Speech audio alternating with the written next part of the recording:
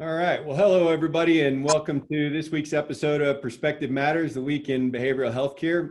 My name is Glenn Hadley, and I'll be your host today. I'm just really excited to have our guests on the show today. But first, I want to talk just a little bit about what this show is. So on the show, we like to address topics in behavioral healthcare and anything ranging from the clinical aspect of the field to the operational side of it, marketing, business development, and we even dig into a little bit of public policy. And so our guests on the show are going to be from all different walks of life in behavioral healthcare.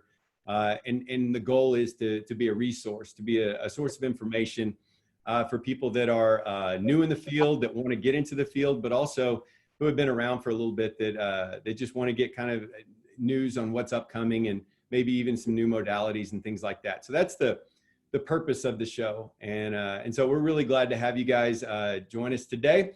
So let's see here. I want to thank our sponsors for Perspective Matters, Southworth Associates and Dreamscape Marketing. We've got Dave Grawl here from Dreamscape. He's kind of the brains behind the operation and the engine that makes the show work. And so we're really glad to have this partnership with Dreamscape and to help us put on the show. Just real quick, if you guys need any marketing needs in the behavioral healthcare space or even beyond that, you can go to Dreamscape Marketing and talk to those guys. They really have jumped into this space and really helped out. And so check those guys out, go to their website and make a call and thank them for allowing us to do the show. Same thing for Southworth Associates. We're really glad to have them be a part of the show and allow us to do this.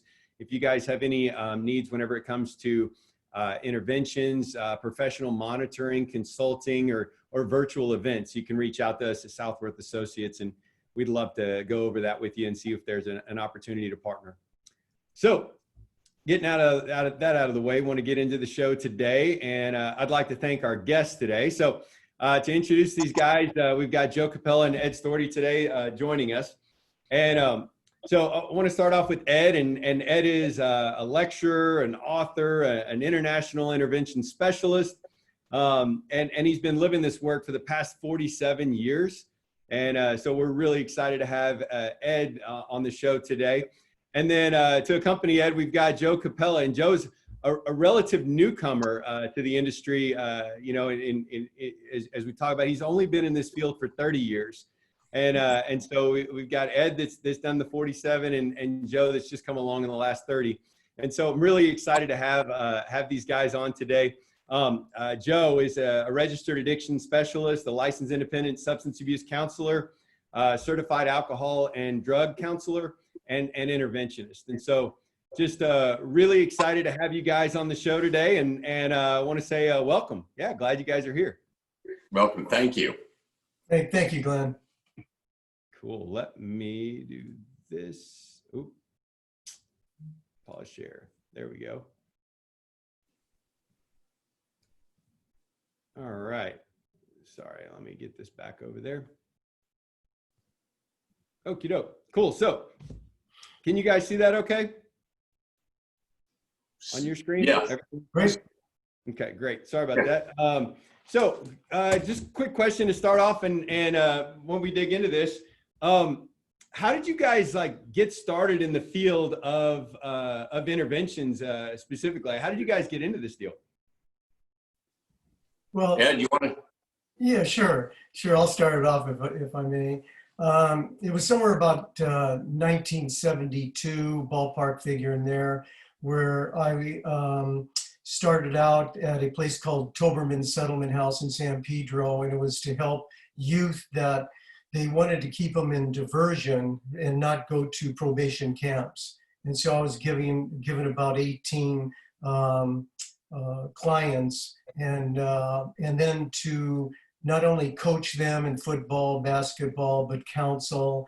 And what finally took place was I'd go to the homes and I would try to their homes and I would try to motivate them to go beyond where they were at, continue schooling and things of that nature. So that became home consults. And I would find out that if I individually worked with the client, they just would not do much with it. But if I had someone present, a grandmother, a grandfather, usually a mom, not so much a dad there, just due to the separation, if I had someone, they'd validate the solution. And then right around 1975, as I started to do home consults for a treatment center, San Pedro Peninsula Hospital, and they were really wise because they basically felt that the person calling the alcoholism drug unit normally were really skittish to come into a hospital to see what the product line was. But maybe we could go to the home and talk to them and answer questions and possibly admit them right there. And so I would do that, but if I did go into the home and was doing it individually with the client, they'd say, well, let me peruse the material. I'll get back in about a month to you or a year. But if I had a spouse there or children, they basically would say, hey, we want them to go today. That then leaned me into bringing more people into the home consults, which then became the intervention process. I never really trained under a Johnson model of intervention. That's what was known at that time. I just started going in and presenting, and then as I had to stay patient in my career to figure out what was I doing. I had no idea until finally formalizing it, knowing that I enjoyed the motivational end of it, bringing it in as a gift. So. Right on. So it's kind of born out of like necessity. You were asked to do something and then kind of got into it through that door, right? Yeah. So what about for you, Joe? Like how did you get into this deal? I was interested in this deal when I first started working in the field of substance use counseling, and I was actually working at Betty Ford Center, and that's when I first was introduced to Ed and met Ed. That was in the early 90s.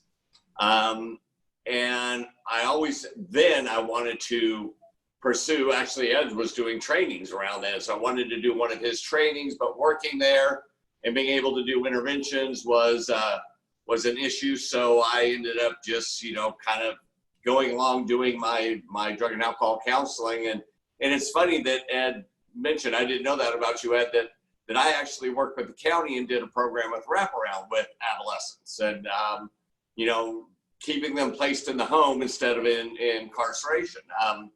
So anyway, once I started working with the county, I started to pursue the intervention process and take a deeper look at it and actually talked to John Southworth back then. And John kind of took me under his wing for a period of time. And I, went along and did that. And then, and he kept saying, go ahead and do this on your own, and so I did. Although, as talking to Ed the other day, one of his suggestions was don't quit your day job, which I'm grateful that I didn't initially, and so that's been, oh my gosh, 18 years ago, I think, with actually starting to do the intervention piece of it.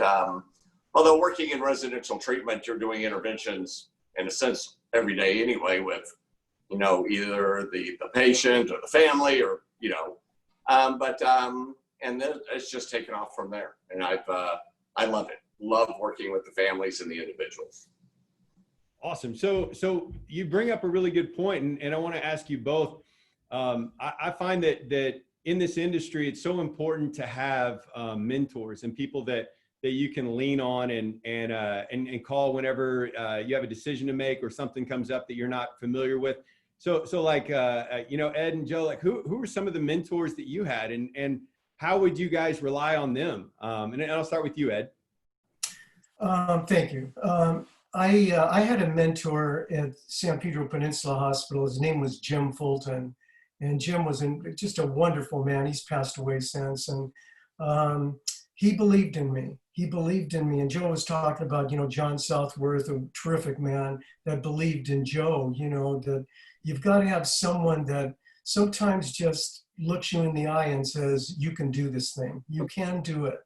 And I would hope both of us give that to others that are coming up in this field, because there's need for wonderful people to come into this field. But Jim would take me on a few of his formal interventions, and I was taken back by if you had the product line, a good treatment program, you had passion behind you, and you felt genuine about what you were presenting to the individual, that it would make a difference in that person's life. And Jim, he was a guy that basically, after a few ride-alongs with him, said to me, you've got it. Go in. I go, Jim, I don't think I can fly this plane. I'm telling you right now. But, you're going to solo it. You'll be fine. I'll tell you. But it happened for me that, as Joe talked about, something happens for the person that enjoys doing the work.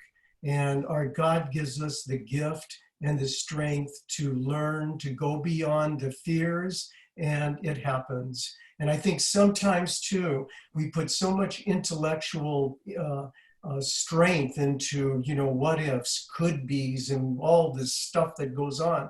When in reality, if you speak from your heart and the family has a good heart, many times it conveys to the person's heart, not their mind, but it extends to their heart.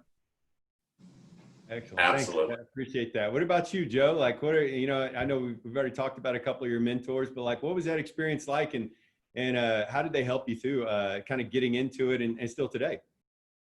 I'm grateful for my mentors, either in the intervention field or even in my own personal recovery field.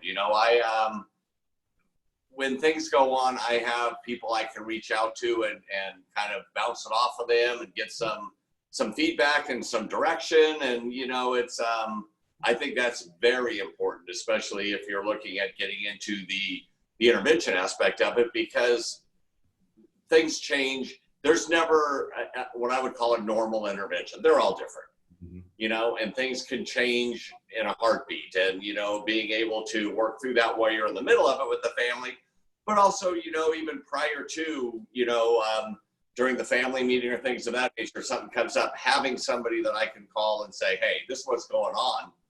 Haven't had it before. Where do I go with this?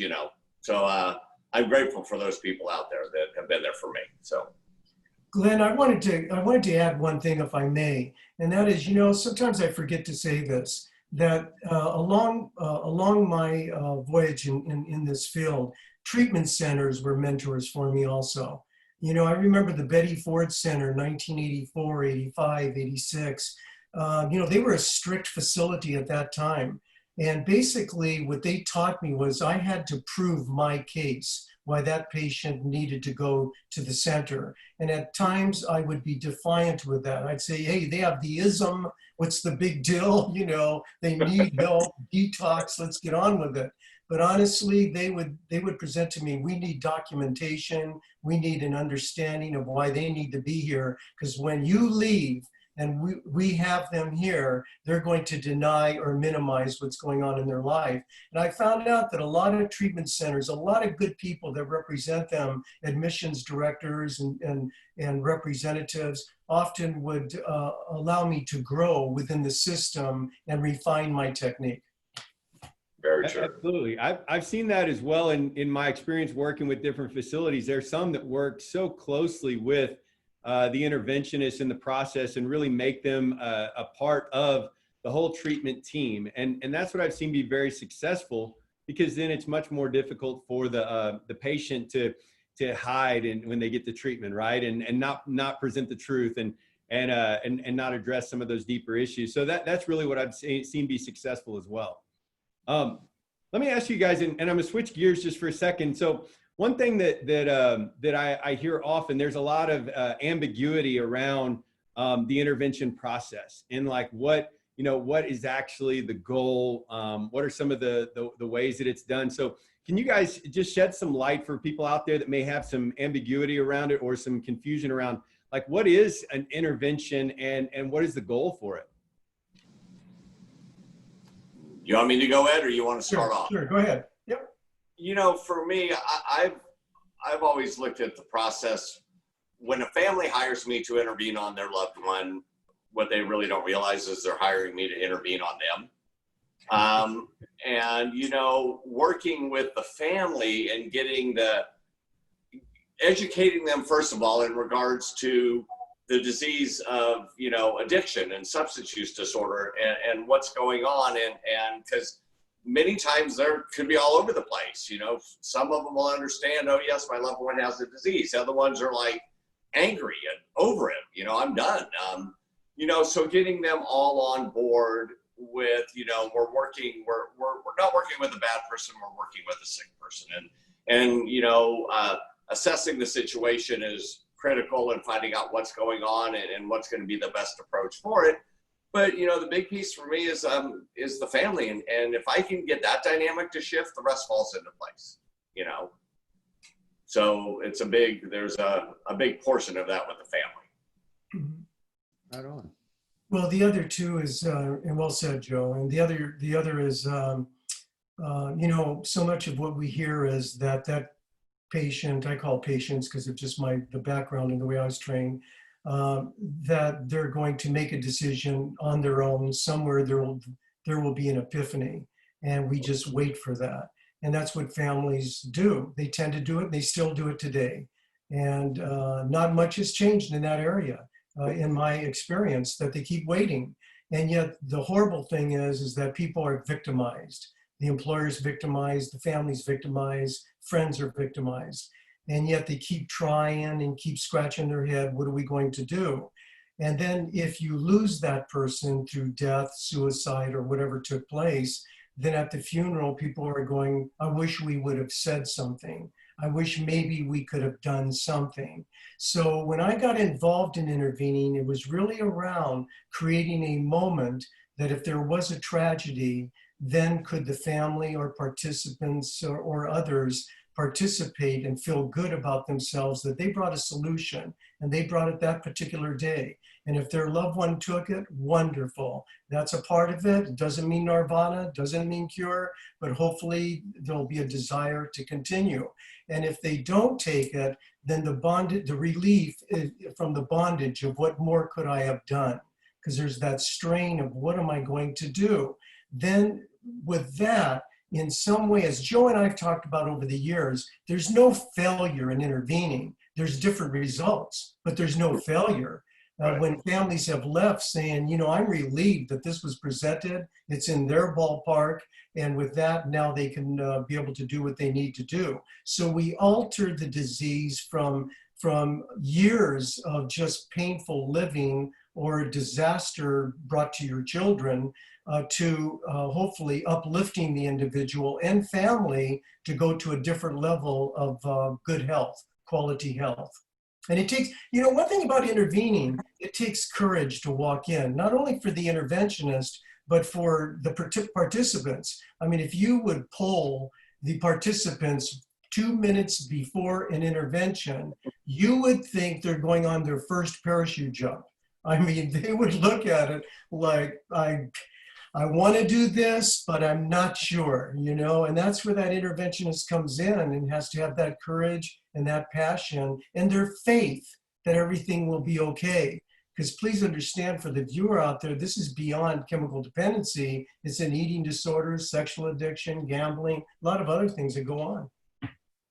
Yeah, I think that's so important to note that this isn't just, you know, one certain thing, and there are numerous interventions that take place that you know, whether before a person seeks help, while they're in residential treatment, and then as they go down through a continuum of care, there's numerous interventions that take place for the individual.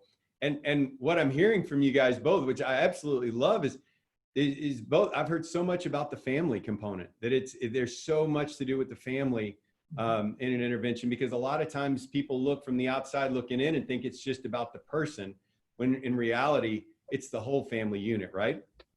Yes. I had one, it's funny because I had one, it's been probably about a year ago, where a gentleman called me up from Texas to work with him and look at a possible intervention on his wife. And then his wife found out what was going on, and, you know, she went and, you know, locked him out of the house and filed for a divorce. And I ended up intervening on him and getting him into doing some of his work, which then, you know, the wife saw the change in him. She became willing. I mean, it was amazing to watch that process. In fact, him and I we laugh about it, he's like, yeah, I was looking at hiring you to intervene on my wife and you intervened on me, and that's, and a lot of times that is part of it, is getting the family. And, when I work with families, I will always give them a recommendation for something also, because it's not just about the patient. It's, it is definitely a family disease and it affects everybody. Yeah. So let me ask you guys in that, it is every situation, when we're talking about an addiction, or a behavioral health crisis, is every situation appropriate for an intervention, or are there some that maybe not? Can you talk to that a little bit? Yeah, I think that's a very good point. I mean, I've often have said that 1 out of 10 inquiries will mature to an intervention. Now that stat might be up a little bit for others today, but it doesn't mean that the other 9 have left you.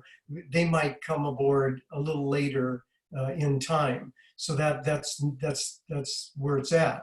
In fact, I'm thinking now that of a lady calling me saying, gee, I'd like to go forward for my mom for the intervention. And I said, well, gosh, what's your name? And I forgot the name. I did not know her name.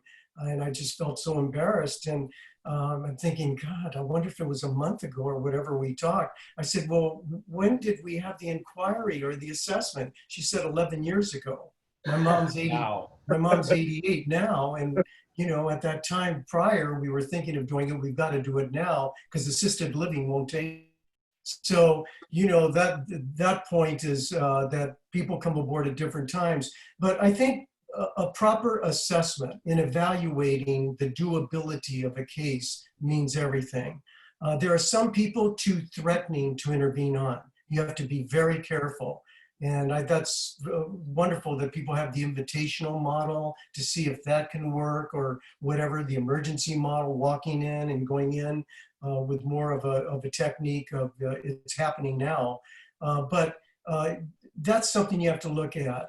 The other is many times you have to take a look at the pathology. Is it more psychiatric, more chemical dependency? What is a primary diagnosis? Things like that. And then there's times you have to be careful with the motives of some of the people calling to want to intervene. What do they want out of it? Is there something there? Some people have said, well, I'm not included in the trust, and I think I should be, but she drinks too much and I think we need to intervene. So this is why proper assessing means something, as well as the right treatment modality. There has to be a clarity on what's right in the model of treatment. It's one thing to intervene, but where are you going to go with them? Where will they adapt and feel comfortable and be treated in the sense of primary as well as secondary diagnoses? So that evaluation means a lot. And are there times people call and they want a SWAT team? They want the sheriff's department. They don't want a loving, kind intervention. They want people to come in and put a white jacket on them, so you have to be careful with that stuff, not being led into that. Right. Joe, what do you think?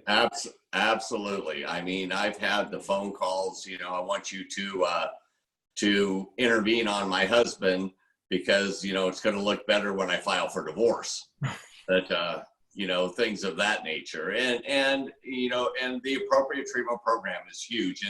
And all of that is, in the assessment, doing that initial assessment with the family. And I like to speak to all of the individuals that are going to be participating in the intervention, because you'll get a different perspective from, all of them usually. Sometimes they're on the same page, many times they're not, and somebody could be saying something different in regards to behavior. And, the other piece is a risk assessment during that process is, does this person, is he a danger to himself? Has he, threatened or attempted self-harm? Does he have guns? Because you never know what you're walking into. So I like to know ahead of time as much as I can get, before I put, the family at risk, me at risk, the individual at risk. So it sounds to me like there's an awful lot of work that goes in on the front end before even the meeting takes place and preparation for yourself and for the family and that kind of thing. My question would be, in that preparation phase, do you guys formulate what method you're going to use, or do you have a kind of a standard method? Do you formulate the treatment modality that they're going to be steered to? Is that part of what leads up into that process? And if so, like what styles or tools have you picked up along the way that address different things that you've come across? Go ahead, Joe. For me, it's I've been trained in the Storti model. I've been trained in the Johnson model. I've been trained in the Arise the Invitational style. So, you know, in working with the family, my approach that I probably use, you know, a majority of the time is more of like, you know, the Storti model, or I like to call it the Johnson Storti Capela model. But I'm not doing any training on that. But it's that's what has worked, you know, the best for me. I've done the invitational style. I've utilized that. Depending, once working with the family and talking to the family, what's going to be the best approach for this particular case? You know, what's going to be the best approach? What's going to be the best treatment recommendations? You know, many times I may get a recommendation from, you know, a facility that the family has talked to, and they suggested to reach out and talk to me. And in assessing with the family, I'll find out that this person has other underlying issues that, you know, this facility may not be the most appropriate. And I'll be the first one to call that facility and say, hey, this is what's going on. What do you want to do? You know, because I want to give the family and the individual the best recommendation that I can in regards to treating what they've got going on. Right on. How about for you, Ed? Like, Yeah, you know, and Joe said it well. You know, I just think that, first of all, when families call me, and sometimes they're saying, you know, well, we want it to be high leverage with the person's either going to go or be fired, or they go, or we're leaving. An attorney is going to represent us if they don't go. I'm normally not that style of intervention. I will refer that. I'd rather go in. It's just my style. My style has always been what's worked for me, and Joe knows that, and people that have been trained under it. And there's good quality models out there. And what's worked for me is to walk in gift-oriented and to present before your tragedy occurs or before your crisis occurs. Will give you a way out starting today. And what's really working well is the family or the participants or the business here is very proud to bring that to you. If you take it, we're happy for you. And if you don't take it, then they're going to put energy into their lives, what they need to do for themselves. So I feel I have no problem when I do get a call, and I think it should go to a different modeled intervention or what, they assess it, or they can be able to get another opinion. I think it's great when families say, I'd like to get another opinion or two. Wonderful, here's 2-3 people, and good for you.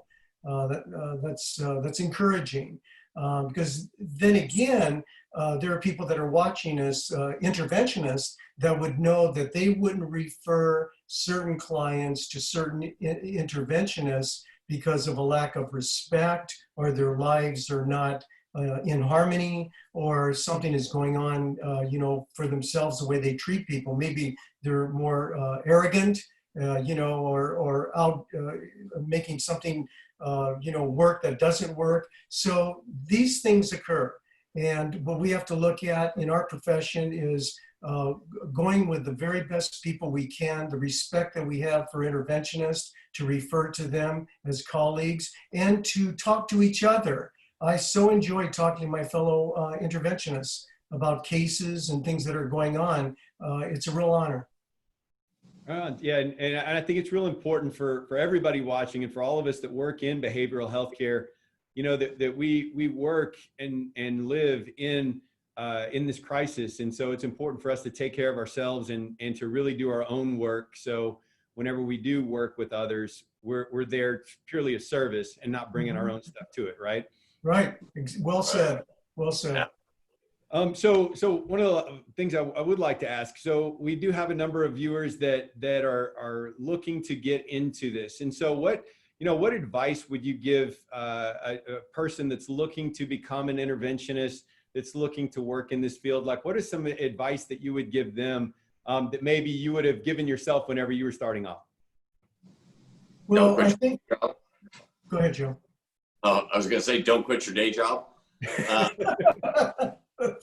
But it's when people call me and ask questions and things of that nature, I always, I'll refer them to eds for training and I tell them, go out and do a few different trainings with a few different models and find out what's going to fit for you, because we're going to add our own dynamic to it anyway, and there's a lot of great models out there, there are. So, my suggestion is, get the different trainings, see how it goes, see how it feels, and in that, you're going to be mentored under somebody also if you're doing some of the specific trainings, which are going to help you. And, then you go from there. And feel free to call anytime. I never have a problem with that. If somebody has questions, I may not have the answers, but I'll find somebody who does if I don't. So. Sounds good.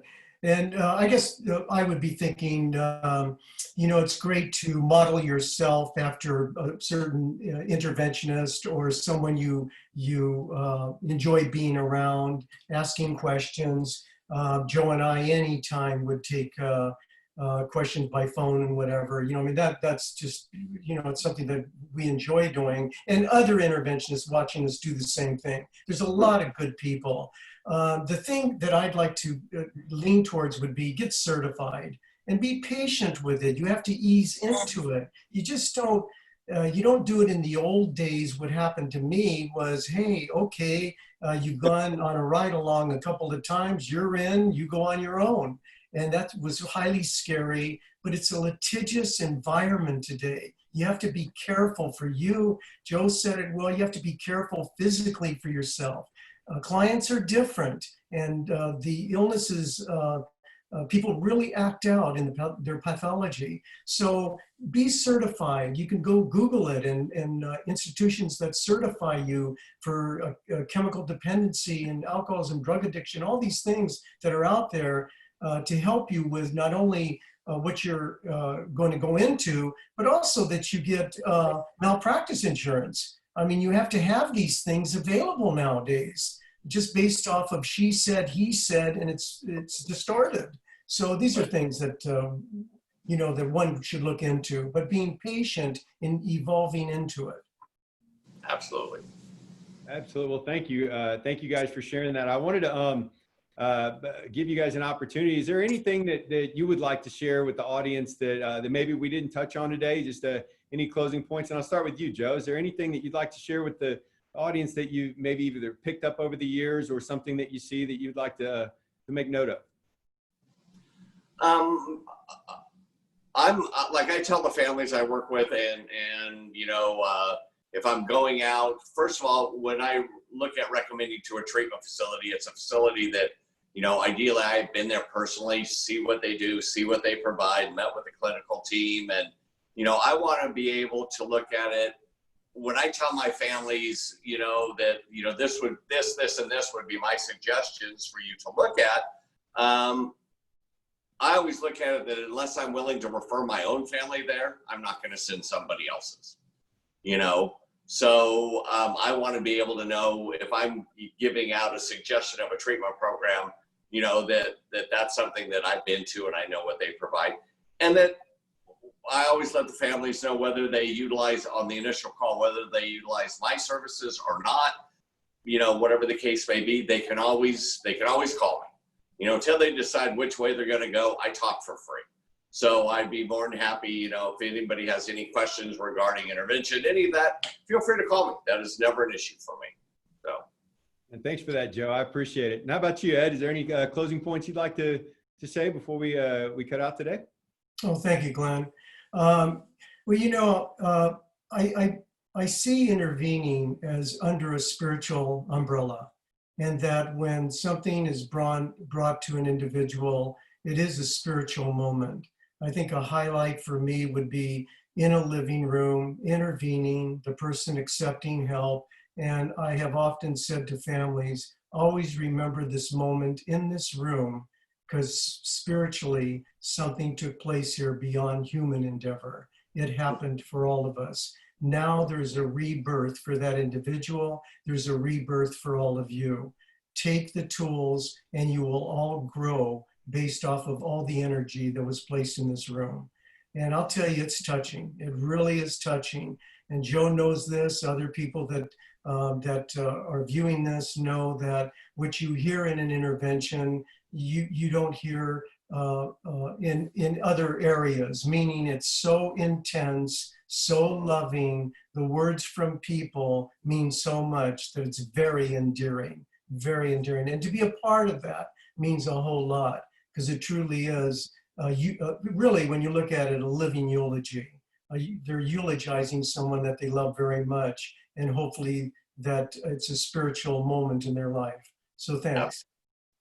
Right on. Well, I sure appreciate it, guys. I'm gonna transition us back here, and I want to show the audience how they can get in touch with you guys. I've got both phone numbers, emails, websites up here for both Ed and Joe, and just really want to thank you guys for coming on the show today and being a part of this and really carrying on that legacy of mentorship that I believe is so important in the field. Too often we see people that do get thrown to the wolves, right? They come in and they get into our field by one way or the other, and they've been in it for a couple of months and they get thrown out there. And I just really like for all of you guys out there to know that there are amazing mentors and people in this industry that are willing and want to help you walk through this and that are willing to put their phone numbers up on the screen, right? Where you can just call and reach out and they can answer questions. So I just really appreciate you guys being here and being a part of the show. And please, if you're out there, reach out to these guys and say hello and get their perspective on it. All right. So in closing today, I do want to thank our sponsors once again, Southworth Associates and Dreamscape Marketing, for allowing us to put the show on and to be here. Put their websites up there. Please go check them out and thank them for allowing us to do this. You can always get in touch with me. My email is glenn@southworthassociates.net. If you'd like to be a guest on the show, or you have a topic that you'd like for us to go over on the show, you can definitely shoot me an email, and I'd love to chat with you about that. Lastly, before we close today, I just want to make a quick note and be aware of the social unease that's out there in the world today, and coming off of the coronavirus and COVID-19 quarantine and into the social unrest that's out there. I do want to be sensitive to that. And as this has transpired, it's made me think of, for those of us that have come through the doors of recovery, whenever, and I'll speak for myself, that whenever I got there, we all were drawn to recovery by a common peril and by this common a pain that we all walk through, and whenever we come in the doors of recovery, into the meetings, there is no color, there is no background, there is no socioeconomic difference there. We all come with the shared pain and a shared experience, and my hope through all of this is that we get the opportunity as humans, as spiritual beings, to connect through the shared pain and stop seeing color and socioeconomic background, and that we can come together as a people. And so I just wanted to share that with everybody today, and I hope that we can all move forward with hope through this. So with that, we'll go ahead and sign off for today. Look for us next Wednesday. We come on at 1 p.m. Eastern, 10 a.m. Pacific, every Wednesday with Perspective Matters, and I'm your host, Glenn Hadley. Thank you, guys. Thank you, Glenn. I just want to say it was an honor being able to do this with Ed and you. It's I loved it. Awesome. Same here, Glenn. Thanks a lot. And Joe, you're wonderful. And thank you for the privilege of being with you guys. I really enjoyed it. Really enjoyed it. Absolutely. We'll see you guys soon. Thank you. Thank you.